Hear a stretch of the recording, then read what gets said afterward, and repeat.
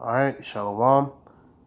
First off, before I start this video, Barak the yahawah, Bahashem, yahawashi, Bahashem, rawqa, quadash. Double honors to the apostles at Great Millstone. Rule well and teach well. Salutations to you brothers all across the four corners of the earth, pushing out this word in sincerity and in faith. Risking your lives to do so. And, this is just another strike, man.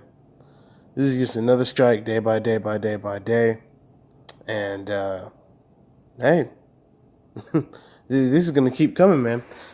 This is out of CBS News. U.S. troops killed in Syria, suicide attack claimed by ISIS. Hi everyone, I'm Anne-Marie Green. Following reports of a car bombing in Syria that has killed U.S. troops. The blast happened in Manbij in North. Slovakia. Let me see if maybe I refresh the page. It will play.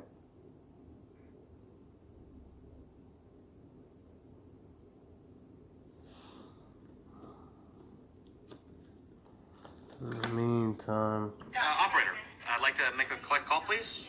First name Bob, last name goddamn Edomites, man. We Auto Baby Eats a Boy. Hello? Collect call for Mr. Bob, we Auto Baby Eats a Boy. Sorry, wrong number. Who's that, dear? Bob, they had a baby. It's a boy. If you like saving money, call Geico. A 15-minute call could save you 15% or more on car insurance. Last name is We Auto Baby Eats a Boy, 8 pounds, 3 ounces, mother's doing fine.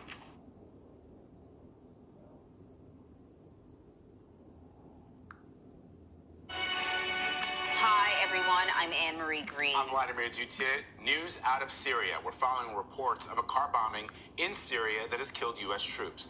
The blast happened in Manbij in northern Syria. According to Turkish news, ISIS is claiming responsibility for the attack. So joining us now from the Pentagon is National Security Correspondent David Martin. So David, what do we know so far about this attack?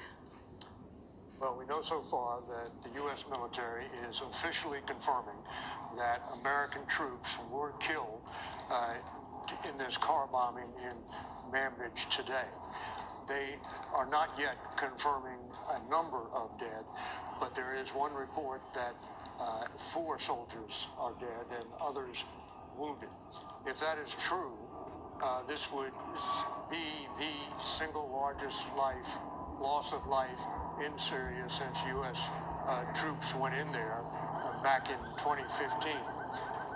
And obviously the irony is that it happens so soon after President Trump declared a victory against ISIS in Syria and said it was time for all American troops to come home. That's a very important point to make there, David. Tell us about the location of this attack. Give us a lay of the land and what perhaps those troops were doing in that part of Syria.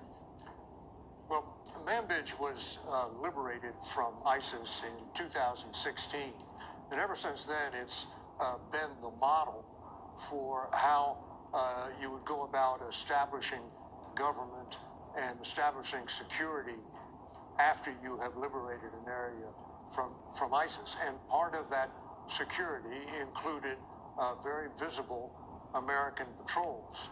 Sometimes they would patrol on their own, sometimes they would patrol with Turkish troops. In this case, there was a visiting delegation of European and American dignitaries, and they may well have been providing security for those dignitaries. But the goal for the U.S. has always been the lasting defeat of ISIS. And if ISIS can mount a deadly car bombing in an area that has supposedly been liberated, that would indicate that we are still some ways away from achieving the lasting defeat of ISIS. I think everyone will agree that ISIS has sustained incredible damage, that ISIS has been pushed out of, much of Syria, but clearly not gone. So what is the current state of ISIS in Syria? The current state of ISIS in Syria is they are down to a few pockets of resistance, most of them very close to the border with Iraq along the Euphrates River Valley. A few pockets where they can still fly the ISIS flag and claim they hold that territory. But that is no longer the battle here. The battle is ISIS adapting to the fact that they could not hold territory against American bombing and against local troops backed up by American Special Operations Forces. The battle now is to establish security in these liberated areas because ISIS is melting away into the population, waiting for conditions to permit them to go back on the offensive. And obviously in Manbij, if their claim of responsibility is accurate, they had melted away and then saw an opportunity to attack and took it. David, as you point out, this comes as U.S. troops have begun to pull out of Syria. Do you think that this will have any impact on those plans going forward? I know the president, when he first tweeted that we were leaving Syria, he said it was going to be done in 30 days, and then you saw all sorts of pushbacks and rollbacks by members of his administration. What do you foresee going forward? Well, the official term now is it's going to be a conditions-based withdrawal. In other words, no fixed timetable.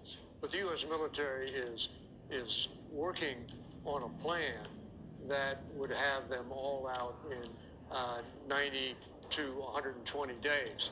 Now, whether this causes them to rethink that plan and what the president's reaction to this will be remains to be seen. Hold on just a sec. We can hear the planes. You can imagine troops to come home. You see how prideful they are. You know, look at the planes. You know, and they revel in that. You see, this is the book of Revelation, chapter 16, verse 6. For they have shed the blood of saints and prophets, and thou hast given them blood to drink, for they are worthy.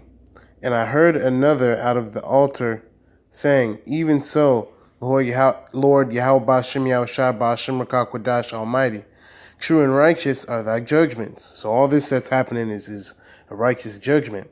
And the fourth angel poured out his vial upon the sun, and power was given unto him to scorch men with fire. And men were scorched with great heat, and blasphemed the name of Yahawah Bahashem Yahawashi, which hath power over these plagues. So the Lord is the person who's causing all these things to take place, including what's happening here in Syria.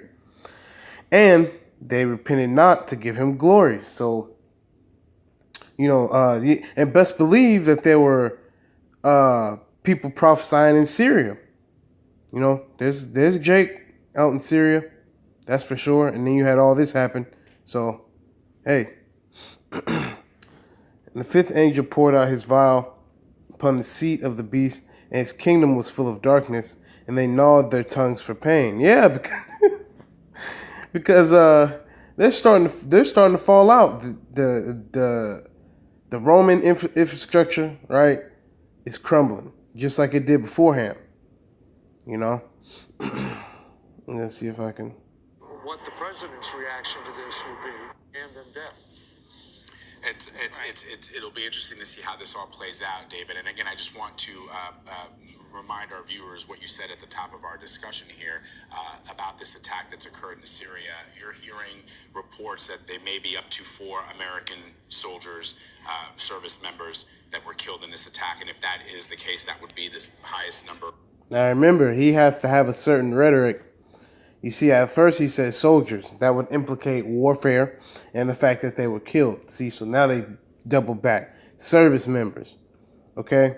It's all about so-called doublespeak with these people. See, because as an organic human being, he wants to say soldiers. Because that's what happened. Right? But he has to stick to the talking point. You see? Or the most significant loss of life in Syria for the United States. That's right. We don't have official confirmation of that number, but that is the report. They know the official number, man. So,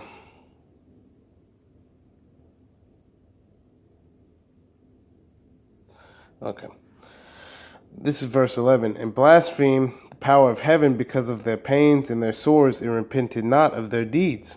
And the sixth angel poured out his vial upon the great river Euphrates, and the water thereof was dried up, that the way of the kings of the east might be prepared. Because this is a preparation. And I saw 3 unclean spirits like frogs come out of the mouth of the dragon, and out of the mouth of the beast, and out of the mouth of the false prophet.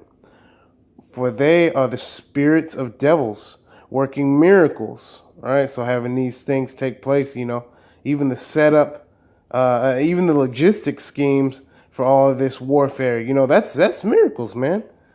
They got these different machines doing different things, so everybody believes that Esau Edom is God. He's really the worst thing going. We should go forth unto the kings of the earth and of the whole world, to gather them to the battle of that great day of Yahawah, Bahashem, yahawashi, Bahashem, rawqa, quadash, Almighty. That's what time it is. Behold, I come as a thief. Blessed is he that watcheth and keepeth his garments. Right, so keep the proper doctrine of Yahawah, Bahashem, yahawashi, lest he walk naked, so without the word, and they see his shame. Okay, because they're gonna see who's taking place in this and who's not. And since that's the red letter, I'm gonna end on that. So hopefully that small excerpt was edifying. Call halal yahawah Bahashem yahawashi Bahashem rawqa quadash Barak atham, and shalom to the hopeful elect.